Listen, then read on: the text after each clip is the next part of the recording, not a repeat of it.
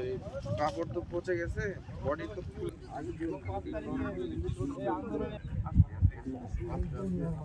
লাশ উত্তোলন করতে আসছে বরাবর পূর্ব রামচন্দ্রপুর পাঁচবিবি থানার অন্তর্গত। এখানে আমরা বিজ্ঞ সিনিয়র জুডিশিয়াল ম্যাজিস্ট্রেট হাকিমপুরের নির্দেশনা মোতাবেক মোতাসিম হাসান ফাহিম ওরফে নাইম তার এই কবর থেকে লাশ উত্তোলনের পরিপ্রেক্ষিতে আইন শৃঙ্খলা পরিস্থিতি স্বাভাবিক বজায় রাখার জন্য আমি জেলা প্রশাসনের নির্বাহী ম্যাজিস্ট্রেট হিসেবে এখানে এসেছি। তো এটা মূলত 4.5 মাস পরে এই কবর থেকে লাশটি উত্তোলন করা হচ্ছে।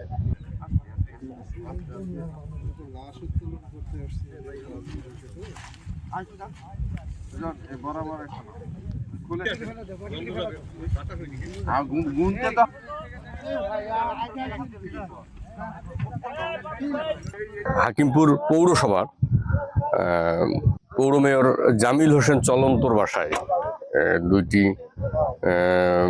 দুইজন ব্যক্তি ছেলে আর কি, তারা 5ই আগস্টের ঘটনায় আপনার হলো আগুনে পুড়ে মারা যায়।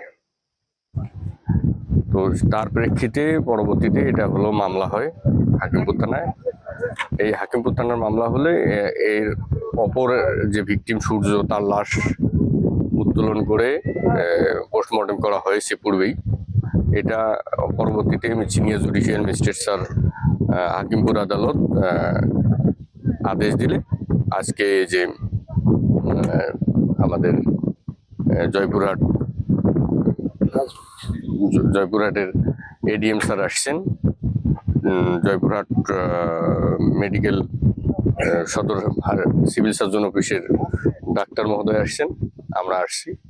লাশ উত্তোলন করে পোস্টমর্টমের জন্য পাঠানো হচ্ছে।